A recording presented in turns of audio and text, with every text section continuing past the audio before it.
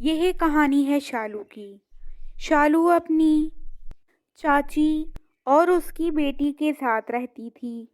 शालू के माता पिता बहुत समय पहले ही मर चुके थे। उसकी चाची का नाम था सुमित्रा और उसकी चाची की बेटी का नाम था प्रिया।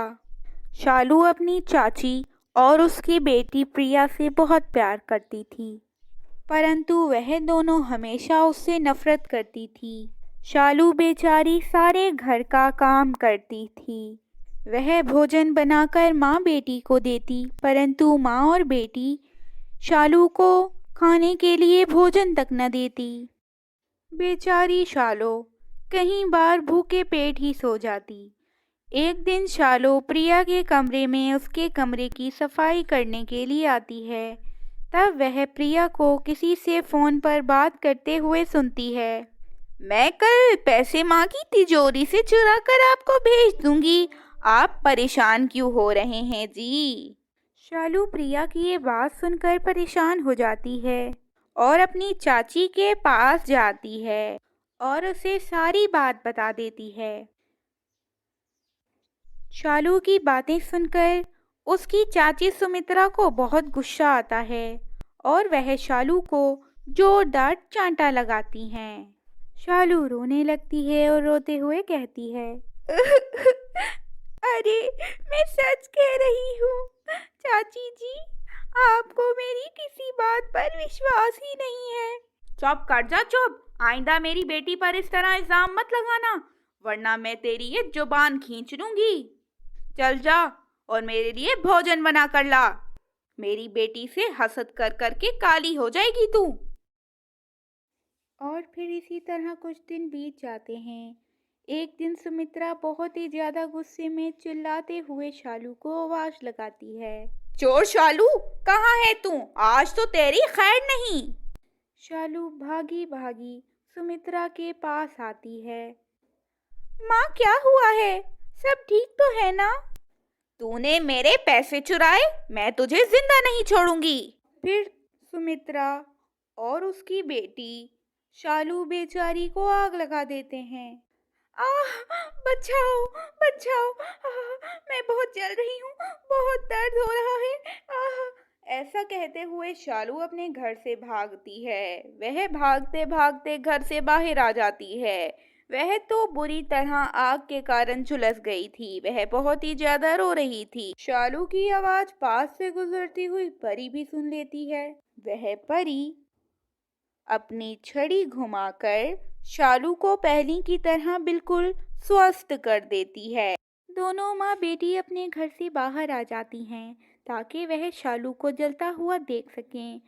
परी को शालू रोते हुए सब कुछ बताती है। परी उन दोनों माँ बेटी को हवा में उल्टा लटका देती है और इन्हें खूब सबक सिखाती है। फिर शालू के कहने पर परी दोनों को छोड़ देती है। परी शालू को जादुई डंडा दे देती है। परी शालू से ऐसा कहती है, अरे शालू, अगर कभी भी तुम्हें ये दोनों दोबारा तंग करें तो ये डंडा एक सांप के रूप में बदल जाएगा और इन्हें सबक सिखाएगा। यह कहकर परी वहां से चली जाती है। अब शालू की जिंदगी बदल चुकी थी। दोनों माँ बेटी अपना सारा काम खुद ही करती और शालू से अच्छा व्यवहार करती।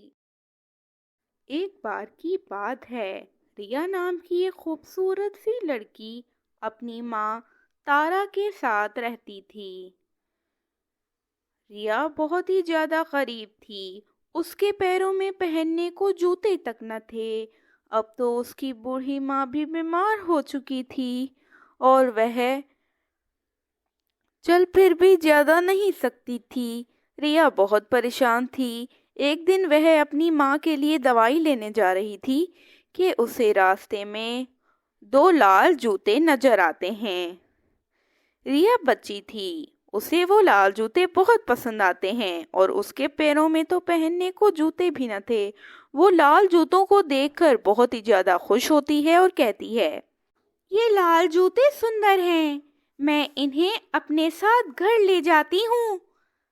रिया खुशी खुशी वो जूते घर लेकर आती है।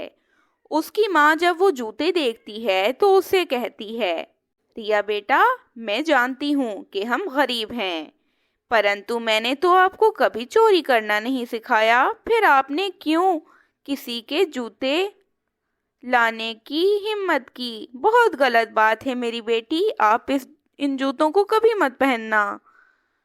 अपनी माँ की बात सुनकर रिया फौरन से कहती है, नहीं, मैं ये जूते पहनूंगी माँ। देखे ना, मेरे पैरों में पहनने को जूते भी नहीं हैं और ये लाल जूते कितने खूबसूरत हैं। नहीं, तुम ये जूते नहीं पहनोगी, मैंने कह दिया ना। फिर रिया अपनी माँ की बात मान लेती है और वह लाल जूते नहीं पहनती। कुछ दिन बाद उसकी मम्मा मर जाती है और आज वह अपनी मम्मा की कब्र पर लाल जूते पहनकर आई हुई थी। आसपास के लोग उसके पैरों में लाल जूते देखकर हैरान थे। एक बुढ़िया रिया को अपने साथ अपने घर लेकर जाने का फैसला करती है। बुढ़िया रिया को अपने घर ले आती है। बुढ़िया ने रिया से कहकर उसकी लाल जूती उतरवा दी थी। उसने वादा किया था कि वो उसे दूसरी जूती लेकर देगी। दादी माँ ने अपने कहे अनुसार रिया को जूती तो ले दी, परंतु वह लाल रंग की न थी। बस यही कारण था कि रिया को वह जूती जरा पसंद न थी। उसे तो लाल रंग की जूती ही चाहिए थी। समय गुजरता है और रिया बड़ी हो जाती है। रिया बहुत ही ज्यादा जिद्दी और खुदसर लड़की थी। वह कोई काम भी नहीं करती थी। खाना बनाने से लेकर झाड़ू पोछे तक सारा का सारा काम बुढ़िया ही करती थी। एक दिन रिया बाजार से अपने लिए खूबसूरत से जूते ले आती है और वह जूते लाल रंग के थे। वह तो रास्ते में नाच रही थी, परंतु बुढ़िया को वो जूते नापसंद थे, क्योंकि वो जानती थी कि वह लाल जूते वह कभी भी किसी के मरने पर नहीं पहने जा सकते। उसने तो अपनी बेटी को हमेशा ही समझाया था कि वह लाल रंग के जूतों के बजाय काले रंग के जूते ले ले, परंतु उसकी बेटी थी कि उसकी बात नहीं मानती थी।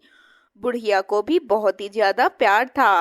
वह अपनी सगी बेटी ही समझती थी और बुढ़िया के तो जिया के सिवाय इस दुनिया में कोई और न था। परंतु बुढ़िया लाल जूते देखकर उससे थोड़ा नाराज होती है और उससे कहती है, मेरी बच्ची, तुझे ये लाल जूते नहीं पहनने चाहिए थे। तुझे तो पता है कि हमारे पास इतना भी पैसा नहीं है कि हम दो दो जूतियां खरीद सकें। अब तूने लाल जूती खरीद ली, अब मुझे बता कि तू कहीं मरने वगैरह पर जा सकती है। परंतु जिया उनकी बातों का कोई जवाब नहीं देती और वह खुशी से नाचती रहती है, क्योंकि उसे अपने लाल जूते बहुत पसंद थे। पास में खड़ी एक औरत ये सब देख रही थी। वह कहती है, तुम्हारे जूते बहुत सुंदर हैं, तुम बहुत अच्छा नाचोगी। उसके इतना कहते ही जिया नाचने लगती है और नाचते नाचते वो बहुत दूर निकल जाती है। दिनों रात वह नाचती रहती है। वह बहुत ज्यादा थक चुकी थी। वह रुकना चाहती थी, परंतु उसके पैर थे कि रुक ही ना रहे थे। कई दिनों तक रिया नाचती और नाचती गई। फिर उसने ये शब्द कहे, बस, मैं और नहीं नाच सकती, मैं थक गई हूँ, रुक जाओ जूतों, रुक जाओ।